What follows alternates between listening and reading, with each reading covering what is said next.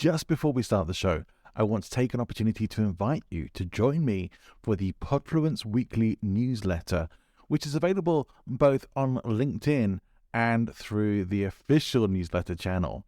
Now, if you are on LinkedIn and it's easier for you to follow there, then please just click on the link in the show notes, which will take you straight to Podfluence on LinkedIn, where you can subscribe for free and get weekly updates on Podfluence articles as well as episodes.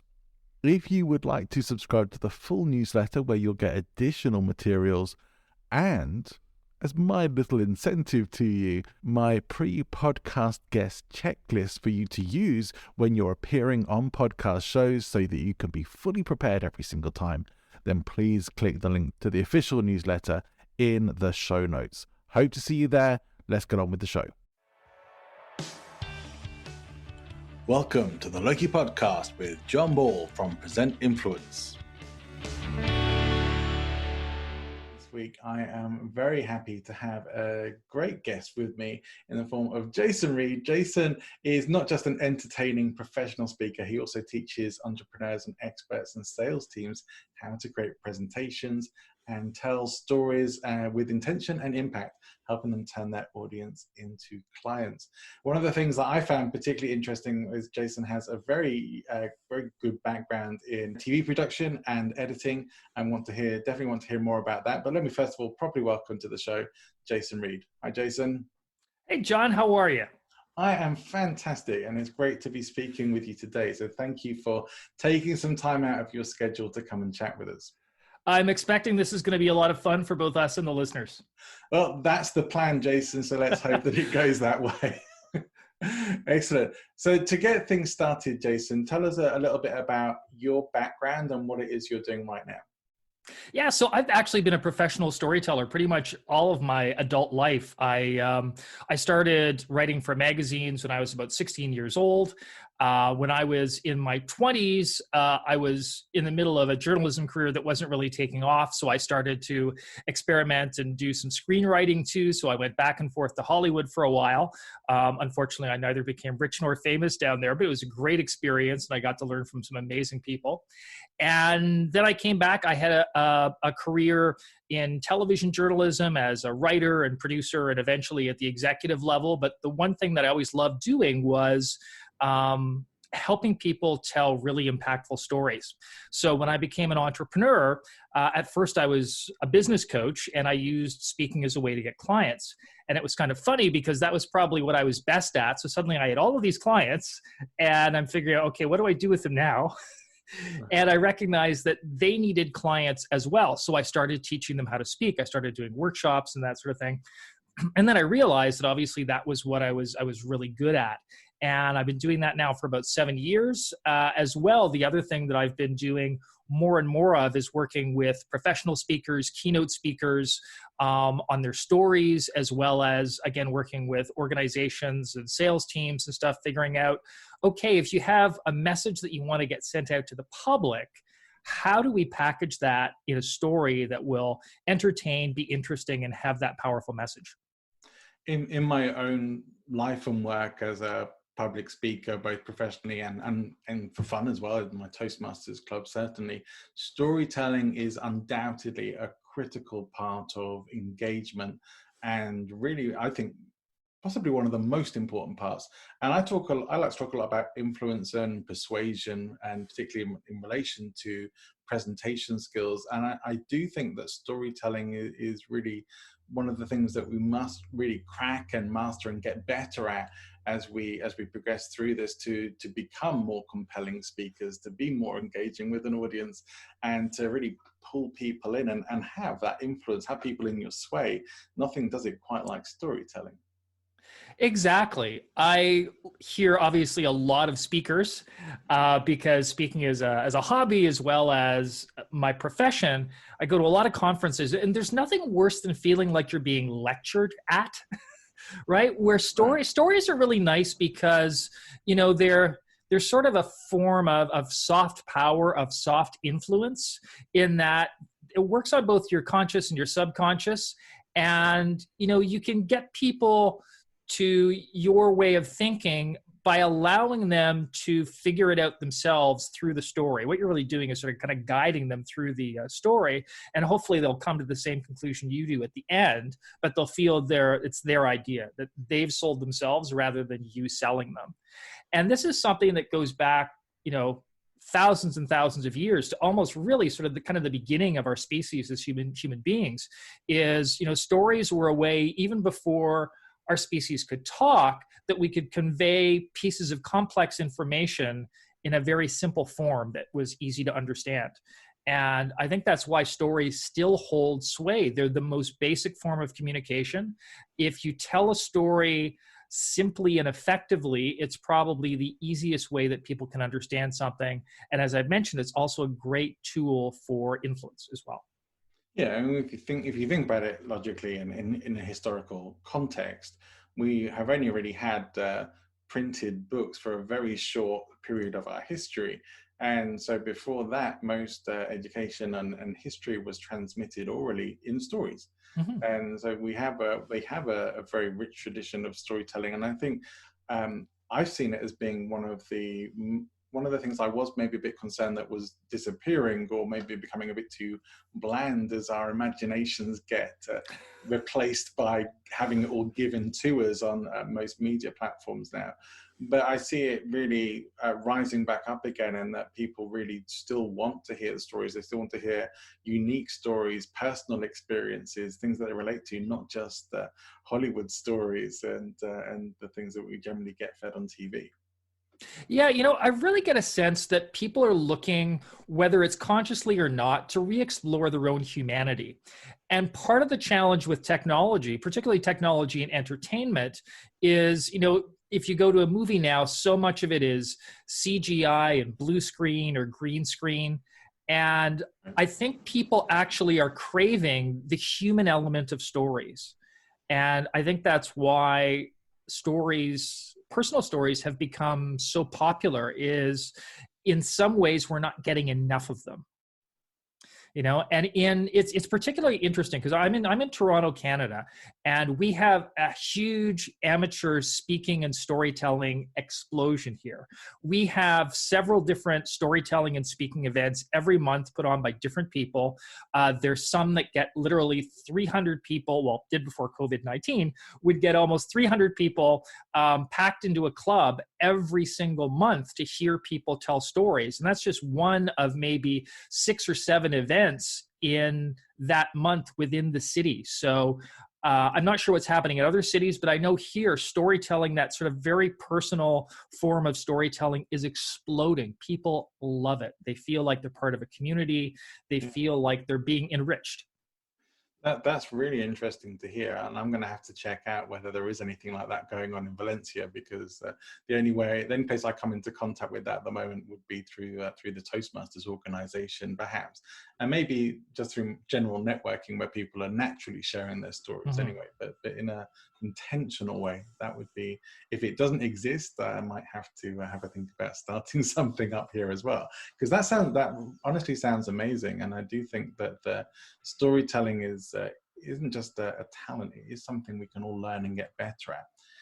When you start working with somebody on creating story or getting better at storytelling, where do you start?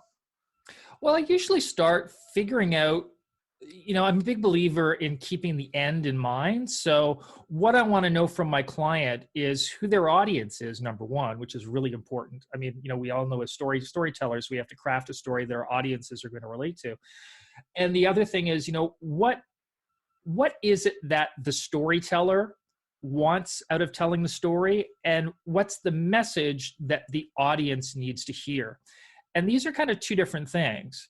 For business people in particular, one of the things that a story might do is help overcome an objection to sale, or overcome an objection to people, maybe say, for instance, hiring a business coach. Right. So that's what the speaker has in mind in telling the story. But then, the audience doesn't care about that. The audience wants to know what's in it for them. So that third question is, what is the message we want to give to the audience? And I think when it comes to purposeful storytelling as a speaker, we have to figure out those things first before we can tell a very powerful story. because the power is going to be not just in the detail and the entertainment, but also in that message. So knowing what that message is hugely important. Yeah, it's interesting. I don't know if you've ever studied neurolinguistic programming or what thoughts you have on that. But if you have, one of the things that I came into contact through learning and attending some of those kinds of courses was the idea of using metaphor and how it's has a hypnotic quality to it. And certainly when you're if you're designing like hypnosis and or visualization, the story part of it is a very critical part of that as well, that it pulls people in, and that you can do coaching work, counseling work through telling stories as well. And that actually is in many ways more powerful than just trying to work through something consciously, because people find their own meanings and make their own connections. And I guess that's a similar kind of thing to what you're saying about that you need to create for your audience, that they have some metaphor that they can project themselves into and make their own connections, but you're kind of going to guide them to what those connections are. Is that somewhat correct? Absolutely. And I think within something like NLP, particularly if we look at Ericksonian hypnosis, which part of NLP comes from, that idea of using stories to connect with the subconscious is very powerful. And metaphors in particular, when you think of how long they've been around, I mean, at the start of, kind of Western writing, if we go back to, the Greeks and the Romans, I mean, you have things like Aesop's fables, which are still around, and they're still often taught to children because those very simple metaphors can really teach powerful lessons and have powerful messages that are easy to understand. So I think you're absolutely right on both of those levels, making things easier to understand, but also connecting to the subconscious. I think stories are definitely really important to do that. Once you get people into the imagination space, then a lot of the barriers start going down. So, we even see that in more modern forms. So, for those of us who are old enough to remember a show like the original Twilight Zone, one of the things Rod Serling, the creator, did was tackle all sorts of very controversial at the time messaging, things around racism and working together and all sorts of other stuff that would have been very difficult to tackle straight on. But by creating this sort of fantasy world of what if and imagine, it made it much more palatable for people, lowered their objections, lowered their psychological barriers, so to speak, so that information and those ideas could better, penetrate their brain, penetrate their subconscious. And I think made for not only effective storytelling, but, ultimately a better society as people understood those lessons.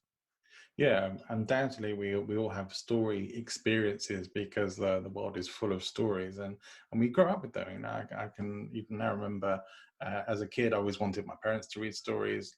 When I was old enough and imaginative enough to start creating them, I used to create stories for my cousins when I was a kid and just make up fairy tales and things like that. Sometimes they'd be a bit mad. I think I still have recordings of them somewhere, but they're on cassette, so who can play that? But yeah, I mean, the stories are a part of our lives instinctively, and as you said before, historically, throughout all the way back, we've been telling stories. And we do have a very deep connection with them. You mentioned before about that with a client, you start working with the purpose of a story, which is, I think, a good place to start. When you know what your intention is with the story, how do you then start going about constructing one? Yeah. So once we know what the purpose is, usually the other thing, when I'm working with clients, it's often a true life story. So the next question is finding a story from their life that's appropriate, whether it's a personal story or maybe them helping a client. And then once we find that, the challenge, particularly if they're telling a personal story, is figuring out, okay, what do we leave in? What do we take out? Where do we start? Where do we end? Right? I think a lot of people can relate to those sort of questions. So what I really like to do is boil the story down to its basic arc. So, if we look at storytelling, there's two arcs, one that looks like a smiley face, one that looks like a frowny face. The frowny face one's what we call a tragedy. We tend not to use that quite as much in speaking because, in the end, everybody dies. But for the sort of smiley face story, what I usually do is take my clients through sort of 5 steps where, the first thing we do is set up who the character is. So even if the character is them, we have to tell the audience, okay, who is this person? Get a sense of maybe what time in their life it is, what it is they want, which is really important.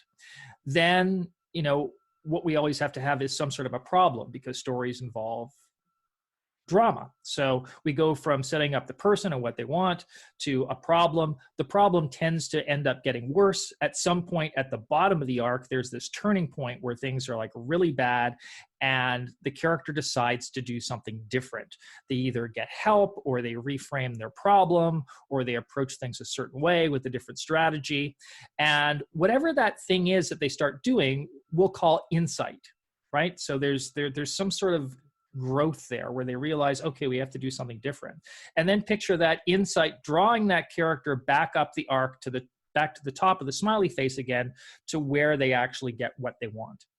So it's really simple, but if we think of the story in terms of those 5 steps, setup, problem, turning point, insight, and conclusion, it's then becomes very easy to figure out what are the crucial points of the story, where do we start and where do we end. Once we have that, we can tell the story relatively quickly. Like I do an exercise where once we have that figured out, I get my client to tell me that story in less than 10 sentences. So it's basically 1 to 2 sentences for each point. Once you know that backwards and forwards, you can then tell that story. If you want, you can make it longer by adding detail, or if you need to communicate it quickly and powerfully, you can do that too. But what I find is once you have that foundation down, that structure, then you can really concentrate. The next step is adding the entertainment value and adding the humor and adding the drama and adding the details, which become much easier if you know, again, what the foundation is first. And would there be particular techniques or strategies that you would use to add that in? Yeah, so I'm a really big believer in scenes. So as we go through school, as we're taught storytelling, one of the big things we're taught is to show, don't tell. And when I go through this basic structure, it's basically kind of telling. It's getting the client to understand, okay, this happens, this happens, this happens, and this happens. But that becomes very boring. It ends up being like a laundry list if you're telling a long story of just, well, this happened, and then this other thing happened, and then this other thing happened. So what I like to do is figure out where's the most drama or the most interest in this story, and then build a scene, which is almost like a one-person play, where the storyteller stops telling the story and starts showing the story. So suddenly they go, so here I am at the airport. It's February. I look outside. It's snowing, and they set this scene up, and then you have their character interacting with other characters. There's dialogue. So rather than giving people the gist of what someone says, they say it as they actually would. So instead of saying, I went to my boss's office and went to open the door and the assistant told me not to bother him, sounds very different to, I walked over to the door. I put my hand to the doorknob and suddenly there was this voice yelling, "Hey, you, get out of there." Right? So that's dialogue. That's like the emotion that really sort of sets the scene, so the showing, not telling. And setting these type of scenes where we have details, we have characters, and you're doing almost like a play is, I think, what really separates an entertaining story that people are going to go away loving to just a story that is told and is maybe effective at getting an idea across, but doesn't necessarily stick. Mm. That's interesting. Are there any sort of types of stories that people should try and avoid and stay clear of? That's a really good question. Sometimes things are just there's just subjects sometimes that are off-putting to people, and no matter how effective they are on one hand, if they offend people on the other, again, what's happening is rather than lowering those barriers are rising. So an example I use, and this is a sales example, but it could be used in it for any sort of story, was a few years ago, I was out with some friends of mine, and they were at this plumbing store, and they were redoing their bathroom. So they had, bought a toilet and a new shower and everything else. And the sales guy came over and said, can I interest you in a bidet? And my friend was like, well, yeah, but I don't kind of understand, what it does, how it works, why you would want to use it, because this is North America, we generally don't use those. So the guy tried to explain it, didn't work. My friend was still, yeah, I don't really get how we can use this. And then I heard the salesman say, okay, I'll tell you a story. I used to work in the prisons, and I'm a big guy, and it used to get very hot in there. And I could tell from the way the story was setting up, it was going to be a story that I didn't want to hear. So I actually left at that point, went to another part of the store. And when I came back, my friends were just beet red. And they ended up leaving the store without buying anything, because this guy had told them a story about how he used the bidet when he was a prison guard. And it was crazy. It's just, they looked at me and said, yeah, I really didn't need to hear that story. So, so sometimes, telling stories that are, people may view as kind of gross or controversial. There's times where they work, but there's a lot of times where they don't too. So just, again, keep in mind the audience, and keep in mind the energy that you want in the room. If you're trying for a light energy, upbeat energy in the room, don't tell the really downer story. Sure. It's funny, you just mentioned that whenever you ask, and this is maybe unique to British people, I honestly don't know, but you ask a British person to tell a funny story off the cuff, and if they're not used to telling stories, generally it's going to be about a time that they crapped their pants or wet themselves, or got caught in some sort of embarrassing sexual act or something like that. Probably not the best kind of stories to share, really. And yet those are the ones that people almost immediately go to. And I remember my very first sort of speaker training where we were given this kind of exercise. And my story was about like my first interview when I went to work for one of the big airlines in the UK. Mm-hmm. And that I'd accidentally managed to pee through the seat of and all over my suit trousers, and had to dry them, take them off and put them under the hand dryer.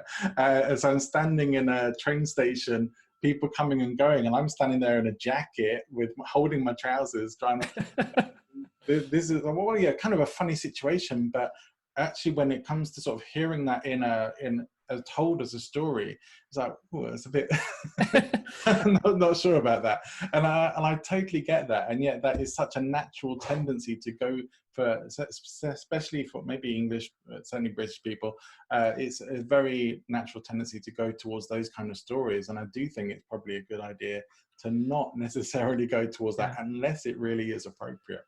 Yeah. And, I think you bring up a really good point here that we haven't talked about, and that is the role of culture. So again, I'm a huge believer in really understanding your audience. So because I know a lot of people in Britain, I've spent a lot of time in Britain, I understand the mindset more than most North Americans do. Right. And there's also a certain edge to British stories that tend not to be the same as American stories. So Americans tend to be more what I'll call sort of sincere. It's like, and not that British people aren't, but there's a cynicism that's sort of lacking for a lot of people in the United States. Is very evident in Britain, and Canada's kind of in the middle. So it's sort of so it's sort of understanding that, right? So if I was telling a story to a bunch of sort of kind of working class British people, I'd probably tell a story differently than I would if it was a bunch of American business people. And then you get into the Eastern cultures, if you have a predominantly Chinese or Japanese audience, and things that may work well in the United States or in America and in Britain, things like self-deprecating stories just in general tend not to work quite as well with those audiences, because they're not used to self-deprecating stories. And rather than viewing the speaker as, oh, this is someone I can relate to because they're telling a self-deprecating story, they sort of think, why should I listen to this person? They make mistakes. That's really interesting. I don't think I've ever heard anyone talk about that kind of thing in this capacity, and that is a fascinating area. There's cultural differences, and I think certainly for people who may have or may be wanting to appeal to a wider audience, those are things that are totally worth considering. And if you do have if you're targeting people in the UK or the US, that you can make some sort of maybe small, not really necessarily big shifts, but some slight shifts in your approach and your style that might just make it even more attractive to that audience. Yeah, and here's the thing. I actually really like self-deprecating stories, and again, I find for a North American audience, it makes you seem more approachable. So I'm actually going to tell one here because it directly relates. About 4 or 5 years ago, I was doing presentations for a financial company here in Canada at their various offices. And the first couple that I did contained some baby boomer references, references to the Flintstones and the Rolling Stones and the Beatles and stuff. And I happened to have audiences that were like just the right age. And it's like they were really into it. And I thought, okay, I started putting more and more of those pop culture, North American pop culture references, or very baby boomerish, into my talk. And then suddenly, about 3 or 4 offices in, I went to this other office just north of Toronto, and that area is predominantly Asian. And when people came in and they started speaking, I started realizing that not only did most of these people not grow up in North America, they weren't baby boomer age, and they didn't have the same references. For a lot of them, English was a second language. And here I was with this talk and these slides that were almost all North American baby boomer references. And as I was going through it, I could just tell I was bombing. Like nothing I was saying was making any sense to these people. And I had this horrible flop sweat going on. It was just, but it's one of those things where when you speak often enough, I don't know if this happens to you, John. It's almost like there's a third person, like you're speaking, but you're also kind of viewing yourself from a distance. Yeah. So as I'm viewing myself from a distance, I'm thinking about how funny this is, because it's obviously totally the wrong talk for the wrong audience. And as soon as I was done and everybody left, I turned to my assistant and I just started laughing. And I laughed for about 3 or 4 minutes because I just knew that I totally screwed this thing up by not taking into account that there might be a different, cultural dynamic amongst the audience that I wasn't used to. A powerful learning that also gives you a great story as well. Exactly. That's fantastic. I like that kind of thing.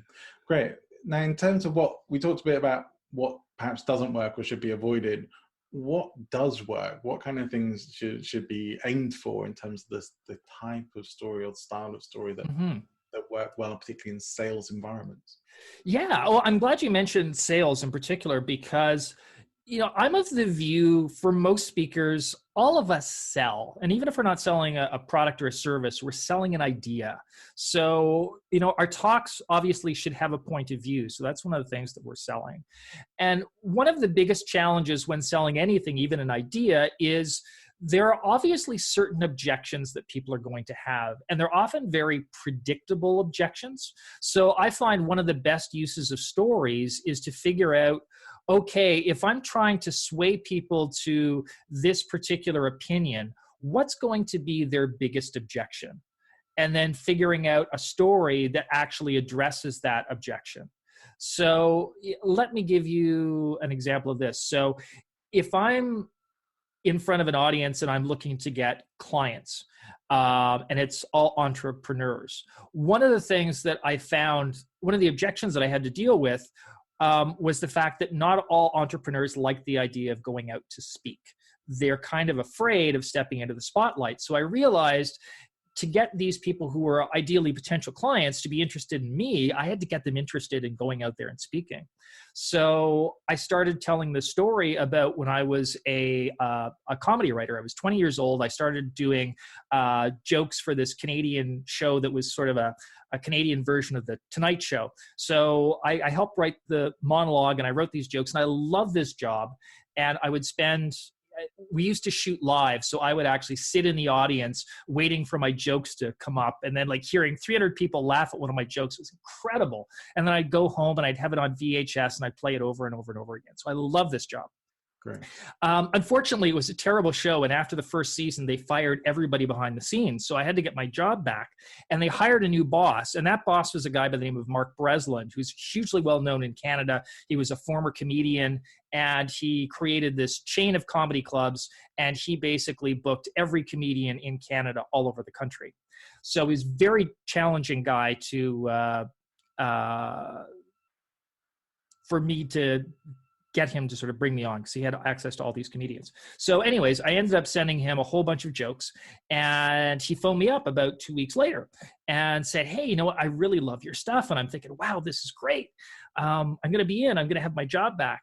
And then he said, so how come I don't know you?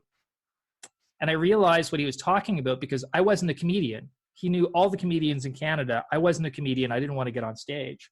And I told him that. I said, you know, Mark, I'm just interested in being a writer. He said, wow, there's no money in just being a comedy writer in Canada. He said, I'll tell you what, Sunday is new talent night down at the club. Come down, do 2 or 3 minutes of your material. If you're any good at all, I will book you immediately in the clubs, which is like an amazing offer from this powerful man. And I said no, because I had no intention. I mean, at that time, I wasn't a speaker. The idea of getting in front of a bunch of people I didn't know and trying to get them to like me seemed like the most horrifying thing in the world. Sure. So I said no to that. I said, no, sorry, I just want to write. And he said, Jason, if you're not willing to step in the spotlight, you're not taking this business seriously, and you're wasting my time. And he hung up, which is devastating to me. But I was so against stepping into the spotlight, I was okay with that. So I moved behind the scenes in television. And what I started recognizing was that the experts in television, the ones who get all the attention and get all the clients and write all the books, they weren't necessarily the best people in their field. What they were the people who were willing to step into the spotlight. And then when I became an entrepreneur, I realized that that really applies to every field. And I recognized that Mark Breslin was a visionary, because when he said, if you're not willing to step into the spotlight, you're not taking this business seriously, he meant the entertainment business back in the 90s. But I realize now that, you know, we're a world of solopreneurs, that this really applies to everyone. And if you're not willing to step in the spotlight, you're not taking your business seriously. Because if you're not going out there and doing talks and getting in front of people, your competition is. And those are the people who are going to get the clients, the attention, and everything else. So by telling this story, it immediately addressed that objection of, I don't want to step into the spotlight. And I started getting all of these people wanting to work with me. And almost every single one of them, because I always ask people afterwards, like, okay, what was the thing that changed your mind, that made you think, okay, I have to work with this person? And almost all of them have said it was that story. When you told that story, I realized that I had to step up and step into the spotlight. So getting back to the original question, is having that effective story around what the major objection is to your sale is the key thing if you're selling an idea or selling yourself or whatever, because it really helps lower those barriers and get people interested in what you do. Great. I think that's, I'm going to have to work on find my own story that fits that sort of framework. One of the things that, I mean, I work with a lot of clients who are coaches or looking to get into creating information products, or having sort of maybe more of a back end or presenting for some part of their business. And one of the biggest objections I get from them in going forward is that they're going to be on video, or they're going to be seen somewhere. And they somehow think, people do generally think this, and I guess it is a little bit irrational, that you do a few videos and post a few things on YouTube, suddenly you're going to get mobbed in the supermarket the next time you go down there, which isn't really very, very realistic. And I have pointed out, you're very unlikely, even if you're quite well known online, still quite unlikely to be recognized in the supermarket. And if you are, it's probably someone who's following you anyway, and so it's going to be nice. And even then they probably won't want your autograph. So it's not really a thing to worry about. We're not necessarily talking about Hollywood level of celebrity here, but it is that fear that people have of putting themselves out there, that exposure level that I think people can very much relate to. And right now, I think there's never really been a more important time to be online and be visual, and more people are having to do that with everything that's been going on. That fear is coming up for a lot of people. You can see me, and you can, people, as soon as people can see you on a camera, they can judge you. That's true, but if we look at it another way, at some point, every client you have is going to be meeting you for the first time, and they're going to be making that judgment anyways. Yeah, I think it's just the scale of it, right? Yeah, exactly. Yeah. You talked about being afraid of getting up on stage doing comedy. And I think that must be one of the scariest things. I mean, people say public speaking is scary. I don't think it's anything like as scary as actually getting up on stage and people having the expectation that you're going to make them laugh. Yeah, exactly. Because it's one of the hardest things to do. Something I have managed to do a few times accidentally and on purpose, but never actually as a stand-up comic, and something that I'd love to challenge myself further with. But humor isn't essential in storytelling. It sometimes happens naturally anyway, and probably for most people, I generally teach it's not a requirement. If it happens, it's something, some stories are just naturally funny anyway. To not get too hung up on that sort of side of things and just focus on telling the story. You know what? This is a really great topic, and I talk about this a lot with my clients. Is often when we're doing any sort of talk, being able to bring some humor to the audience is hugely valuable. And what we find is, if you try and tell a joke on stage, sometimes it goes well, sometimes it doesn't. And what happens is, when it doesn't go over well, it really takes the energy out of the room. I've even seen that with Tony Robbins. He'll tell a joke. If it doesn't go over, the energy is right out of the room. So people become scared of using humor. But what I found is, if you take that humor and put it into a story or make it part of a story, it's kind of, what I would call bomb-proof, because if you've got people wrapped up in a story and there's something funny in it, or even if you insert a joke in the middle of the story, first of all, chances are, for some reason, when it's in the story, people are more likely to laugh. We know that. We don't know why, but I think it's just people are in a different headspace, right? But then the second thing is, even if they don't laugh, if you have them immersed in that story, you don't lose that energy. They still want to know what comes next. So for those people who are challenged with humor, directing the humor in the story, particularly if it just naturally comes from the characters, what the characters say or do, is really the most ideal way of using humor. And to give you an example of this, it's interesting. I had one client, she was really into knock-knock jokes. Right. And of course, knock-knock jokes for a lot of people, people roll their eyes, right? And she had this one joke that she used in her presentation over and over again, which she thought was hilarious, and it always bombed. So, and she really wanted to use this joke. So I said, okay, let's incorporate it as part of a story. So we created a story around it. I actually found out that it was actually her son was the one who told it to her. So we sort of recreated that story. And when she told it as a story and had her son tell the joke, people started laughing, like really laughing out loud. And she's like, this is magic. It's like, how did this work? It's the same joke, but telling it in a story coming from my son gets a huge laugh where I don't. And it really is interesting how our brains tune to almost a different frequency when we're in story.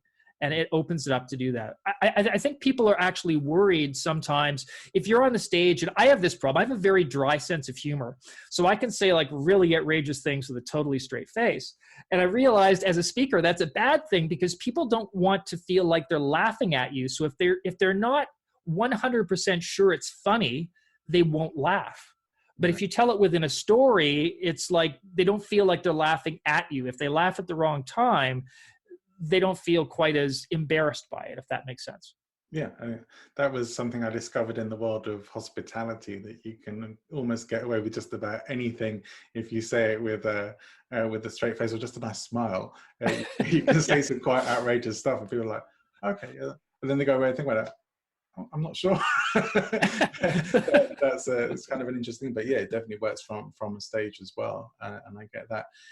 With the construction of the story, then it's not just how you construct a story. One of the biggest challenges that I have as a speaker and a storyteller is editing myself. So you got your story, and you need to take out the bits that just don't add anything to it. It's all about, say, editing's all about what you take away, right? And so what are the bits that people need to take out of their story to make it flow better and edit it down a bit? Yeah. So again, if we go back to that basic form of story, which is the arc, and again, you can sort of picture a smiley face. Real life often doesn't work like that. There's ups and downs and ups and downs and ups and downs. So, if we chart real life, it may be very jagged. So what we want to do is take out those jagged edges. So again, if we're looking at a character and we have a problem and the problem gets worse, in real life, what may happen is the problem gets better and then it gets worse, and then it gets better and it gets worse. So what we want to do is we want to sand down those rough edges. So we take out the pieces that don't conform to that nice, smooth, smiley face. People dislike that because they feel sometimes they're being dishonest. But here's the thing. Stories are a selective telling of facts. You can't tell everything that ever happened to you. So it's selecting those facts that move in a nice and smooth manner. And sometimes that means moving things around in time. So maybe you had a good thing, bad thing, bad thing happen. So maybe you put those good things together in the story and put the bad things together in the story. So it makes that nice, smooth arc. Does that make sense? It certainly does. Yeah. I have a 22-year-old niece. She won't appreciate me saying this, but she probably won't listen anyway, so it doesn't matter. Who, when she's telling a story, her stories are really, I said this, and she tells you what she said, and then they said that, and I was like, and they were like, and that's how the story goes. And it really is just a retelling of exactly what happened and who said exactly what.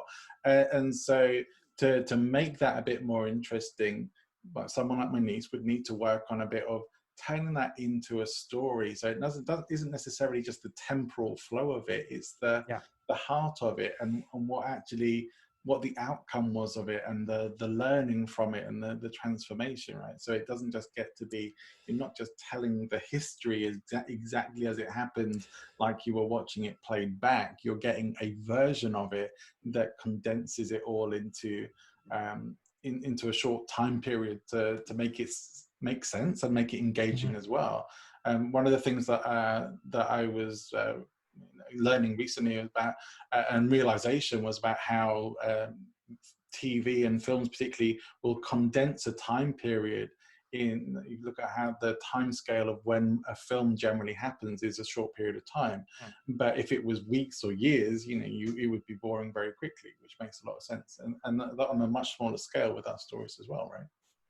Yeah, and I love classic films, and one of the directors I particularly like is Alfred Hitchcock, because he has this really great conception of story and of time. So he has some films where literally the story plays out exactly within the time frame. So if you watch a film like Rope, it's I think like a 90-minute film, and it plays out in real time.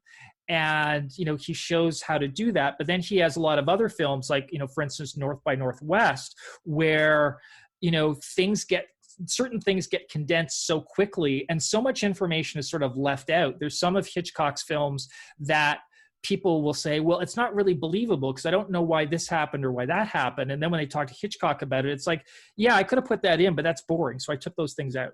Right. So watching films like that can really help you with figuring out that whole time thing. And another thing that people need to be aware of, something that can often make your story more powerful, is once you have it in a linear fashion, what I'll often get my clients to do is figure out, okay, where's the action? Where's the most interesting part of the story? And move that first. So it's usually the middle of the story where the action is. So you move the middle to the beginning, you start telling that to get people's attention, that action, and then you go back in time, fill people in on how you got there, and then you sort of end that part of the story, and then you go into the insight and the conclusion. So sort of kind of beginning in the middle is something that, even the Greek tragedians used to do. And it can often be a very powerful storytelling technique. Yeah. From your own experience, maybe from your own story pool, or from people you've seen or watched or even worked with, what would be an example of the stories that you've been maybe most impressed by, or you think work best in these sorts of environments? Wow. Here's the thing. I don't know if there is any real sort of universal story that works really well. I really think that your story really depends a lot upon your audience. And the more that you can make that story relatable to your audience, the better. So one of the things that I try and look at, if I'm telling a story to people who may not have gone through the same experience, is I try and figure out, okay, what are the universal themes here? And sometimes I might say, you may not have ever been in ICU on a ventilator, but, have you ever had a dream where you couldn't breathe? Have you ever had a dream where you totally lose track of time? So you find those universal elements within the story that you can bring that your audience can relate to. Because I really think that a large part of the success of your story is going to depend on, can your audience relate to it?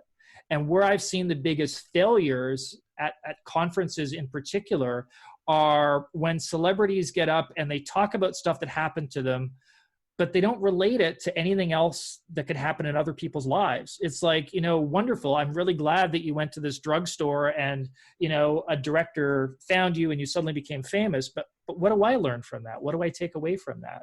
Yeah. So I think that's something that we really have to be aware of, is what is our audience getting out of the story? Interesting. For some reason, I was just thinking into a few years ago when I was in Vegas on my honeymoon, of all things, and we went to see Cher, and we took a friend with us as well. And part of her bits in between her singing was just telling stories. And I'm not sure if there was really a particular purpose other than I think she likes to tell stories. But she's so good at it, and I just didn't want it to stop. But it's like, just keep talking. I have no idea necessarily where this is going or what it's really about. But it was she's a completely engaging storyteller, not just a great performer as well. But, I've actually heard that about Barry Manilow too. I'm not necessarily a huge fan of his music, but I'm actually really eager to see him live, because the more I find out about his shows, the more interesting they seem, because he had an interesting career. He started as a songwriter, writing jingles and stuff too. So he tells a whole bunch of stories about the music industry and about his growth in music. And it's interesting too, because from what I understand, he again makes it very relatable to the audience. So he'll play a song, he'll tell a story, and, again, he makes it funny, he makes it relatable, and it ends up making a really good show, much as I'm sure the Cher show did. You'll end up being a fanalo yet. There we go. Indeed. Well, that's great. Now, I think one thing that I do want to get into is not just about creating the story, but delivery. And I think that's such an important part. What kind of pointers or advice on delivery do you generally work with, or can you maybe condense, because I'm sure there's so much, but condense some of the sort of key things that people should pay attention to? Yeah, I think in telling the story, the most effective way to deliver it, number one, is, like all speaking, you need to know your material backwards and forwards, and not memorize it, but internalize it. So really understand that story and tell it, practice it over and over and over again. And one of the reasons you do this is so that when you're on stage, you're not thinking about your story. What you end up thinking about is the energy that you're sending to the audience and the energy that you're giving back. And to me, this has become by far the most favorite part of me being on stage when I'm telling a story, is looking at the audience, if I can, depending on whether the light's in my face. But even if I can't look at them, I can generally get a sense of that energy. So once you know your story, is being flexible with it and playing with the audience. So if you say something and it gets a laugh, making sure that you make that laughter, or not make that laughter, you wait for that laughter to subside before you start up again. Comedians have known that for years. Performers, you don't step on a laugh. But I see speakers do that, especially when they're surprised by people laughing at something. And the funny thing is, when you pause, it makes people think, oh, that was supposed to be funny, and even more people laugh. So just really being in that moment, feeling that energy back and forth with the audience, not rushing to tell the story. That's like the worst thing you could do, is rush to tell the story. Be in that energy and give each piece what it deserves in terms of your emotion. So if you're telling a sad part of the story, obviously you don't want to be smiling and happy. You want to sort of be in that emotion and take people through that roller coaster. Don't forget the details. Give yourself space. Create that energy with your audience. And to do that, one of the most important things that I find is to give yourself space within the talk.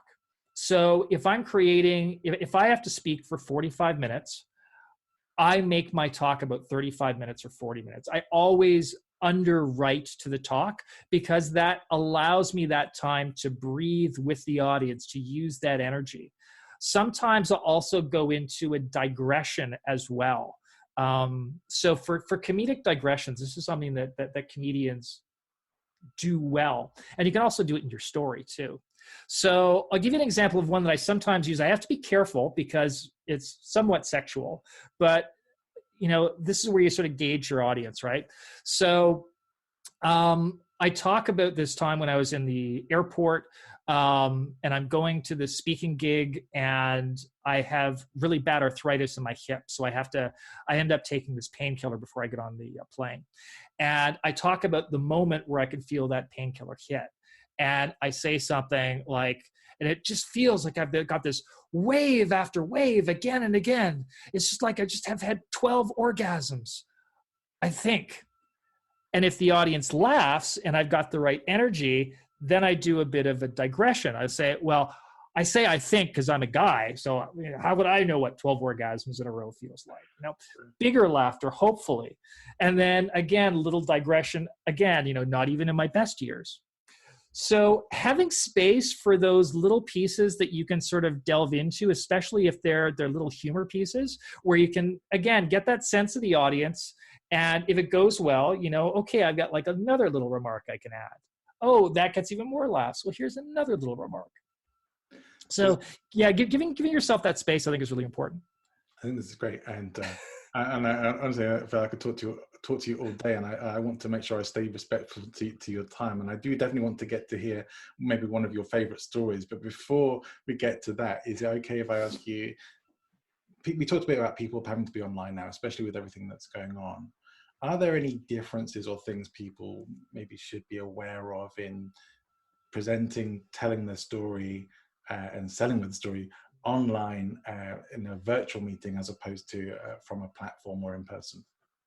Yes. So I find as a storyteller, virtual meetings to be challenging when I'm telling a long story in particular, because I speak about storytelling, and often I use longer stories to highlight examples of what I'm talking about. Sometimes I've got stories that will last between 10 and 15 minutes. It's very hard to tell a 15-minute story when you're on a webinar because people are so distracted. So here's some of the tips that I've found doing virtual presenting. Number one, I tend to keep my stories in particular shorter. I will be more likely to use slides and photos on a virtual presentation than I would in person, because it gives people, again, something to focus on. And that's if you can find the right images, for instance. Yeah. So those are sort of the two key things. I find the biggest challenge is, again, that energy. When you're used to being in front of a room, you can feel that energy from the audience. You know when you have them, you know when you've lost them. And sometimes when you're presenting virtually, it's very challenging to know that sort of thing. So I try and just make everything simpler for virtual presentation. And then if I have a chance to do question and answer at the end, then that's when I tend to sort of get into things in a bit more depth. Yeah, it can be a bit like watching a comedy show without the laugh track, right? Exactly. What's worse is when you're the comedian, or when you're doing something funny, or even just trying to really wrap people's energy up into that story. It's very disconcerting when you're not getting anything back, right? If everybody's on mute, and sometimes you don't even see people. Or what's even worse is when you're looking at people and they're not looking at their camera, they're looking away, and you don't know if they're engaged or if they're not engaged. All of those things can allow you to lose your energy, and you don't want to do that as a speaker. Now, the other thing that you can also do is, and I've been experimenting with this as well, is do your presentation standing up as if you were in a room, right? And at that point, chances are you're not going to really be able to see anybody's face. But if you're comfortable enough with that, that's a way to sort of retain that energy, because when you sit, your energy automatically becomes a little bit different. I'm sure Cindy probably talked about that too when you were talking to her. Yeah, I can't remember everything she mentioned, but yeah, I think so. she packed a lot into a very short time there. But yeah, and that's great advice. It's something that we've been getting people to do in our online Toastmasters meetings, and we actually just run one of the competitions for Toastmasters online, which is a completely new thing. And of course, we're getting people to stand up and essentially deliver as they would if they were a live competition. And so it does require a bit of positioning your camera the right way, so that it's not like look up at you and see a great view of your chin or right up your nose or anything. So you want it to look all right, but also not being too far away from a microphone to pick you up as well. It's like there are some things to consider when you're doing that. But it was when I first started doing online presenting in the form of webinars and group coaching, which I've been doing for years now. That was one of the first things I was told: stand up. That will already make a difference to your energy. I wasn't on camera for that, so it was even easier. I didn't have to worry about I just had to have my microphone. But yeah, it does make a difference to your energy and to what you deliver and how you deliver. Do we have enough time? Do you have enough time to spare to tell us one of your favorite stories? Sure. And this is an interesting story because, all of my stories, again, I'm a big believer in messaging. And I think one of the things that we can sometimes do with stories is sometimes find more than one message in them. So this is a true story that happened to me. And depending on whom I tell it to, there's some different messages. So I have a short version, and the message in that is all about how even when you feel at your even when you feel powerless, even when you feel helpless, you have this incredible ability to change other people's lives. So the short version of the story, and I'll actually show you where I end the story in a couple of spots. So the short version of the story is about that. And the longer version of the story is really about how, with us as speakers, it's so important for us to share our stories, because we never know who's in the audience. We never know what that person is that's going to get out of it. We may think, okay, who's interested in this? But it's amazing how any story can potentially change another person's life. So the story is all about, when I was 18 years old, I've actually had Crohn's and arthritis all my life. So Crohn's is a disease of the gut.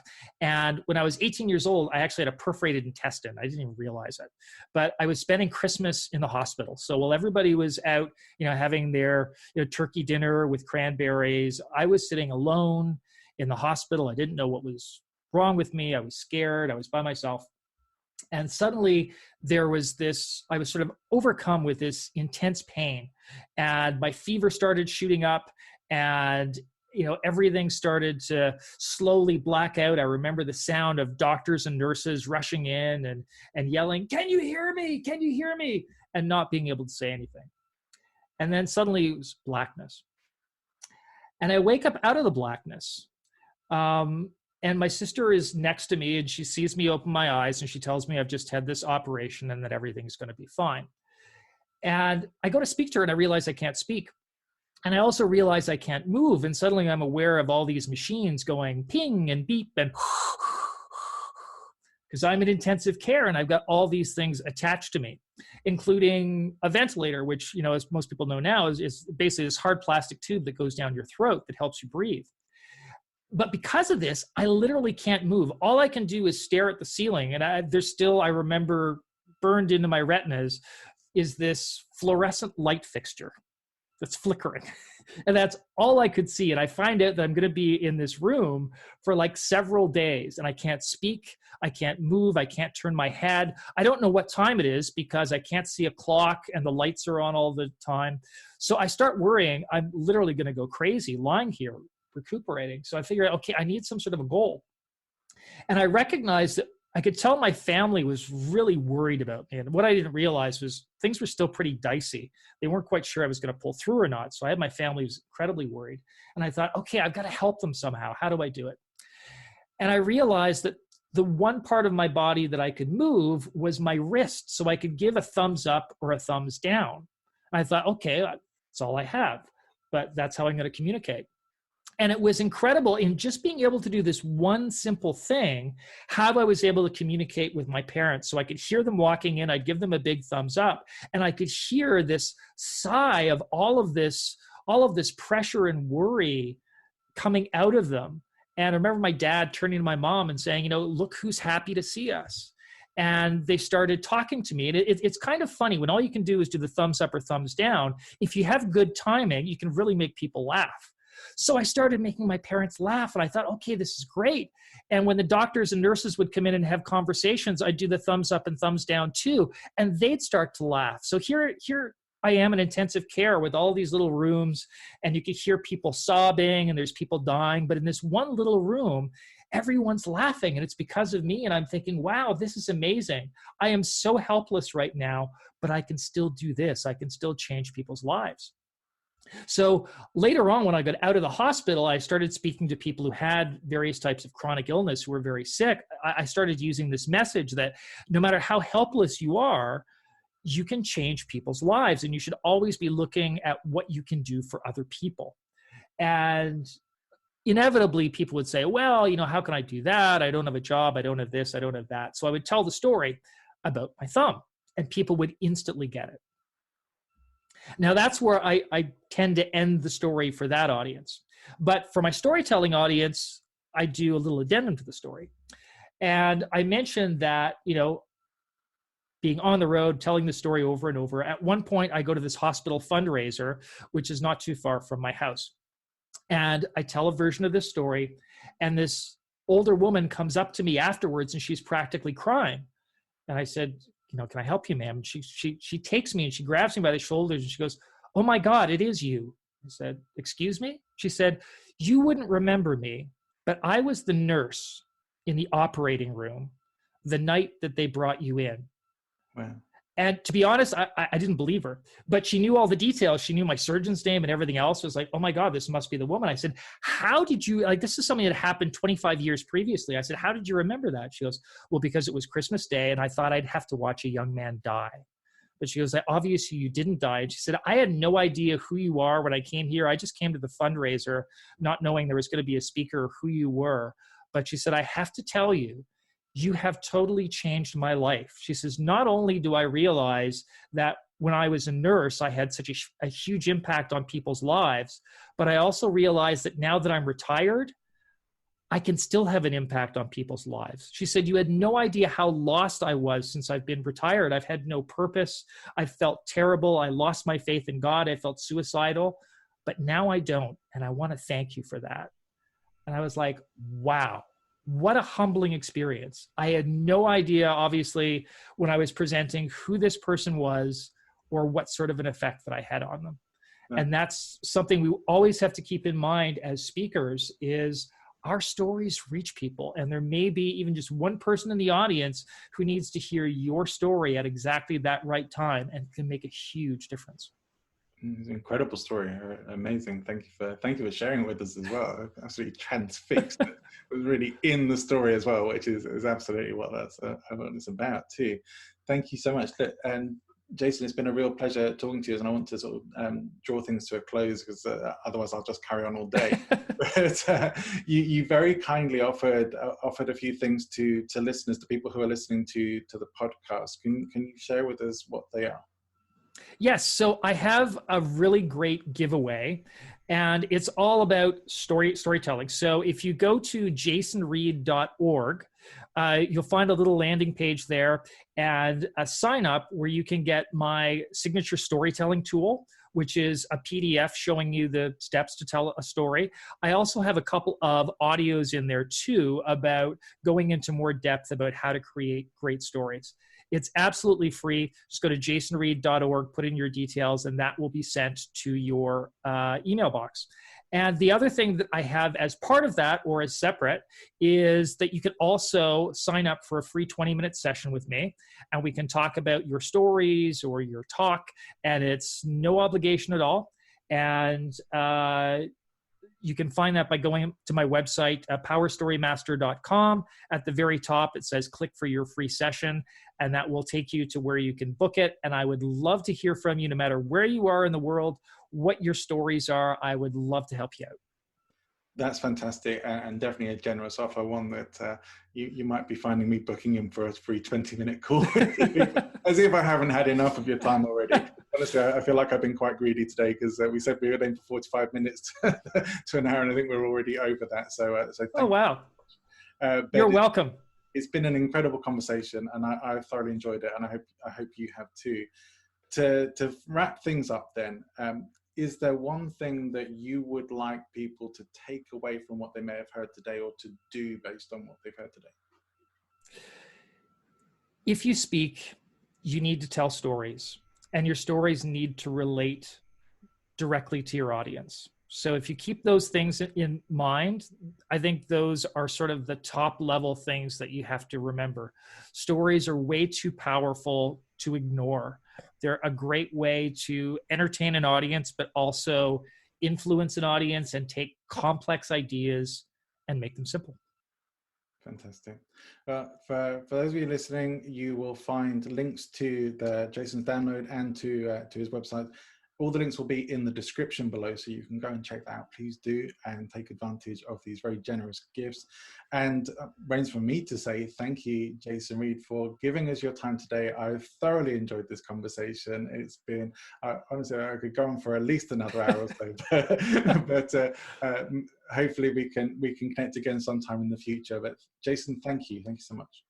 You are welcome, John. This is my life. Obviously, I love talking about it, and this has been just a real pleasure. So thank you for having me on the show. Thanks for tuning in. If you enjoyed the podcast, please make sure you like and subscribe to stay updated for future episodes. If you think you'd make a great guest on the Loki podcast, or you know someone who would, or you have any feedback that might help us to improve the show in the future, please email me directly, john@presentinfluence.com, or visit the Present Influence website or our LinkedIn, Facebook, or Twitter accounts. We look forward to hearing from you and connecting with you there, and seeing you again on a future episode of the Loki podcast.